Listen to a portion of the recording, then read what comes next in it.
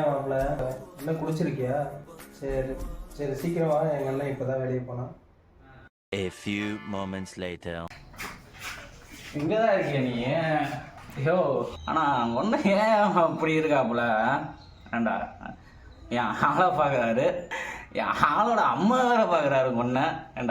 ஏண்டா ஒன்றை பொம்பளை சோக்கில் இப்படி இருக்காரு. டேய் சீக்கிரம் கல்யாணம் பண்ணி வைங்கடா நீ. ஏய் அங்கே என்னடா பண்ணுற?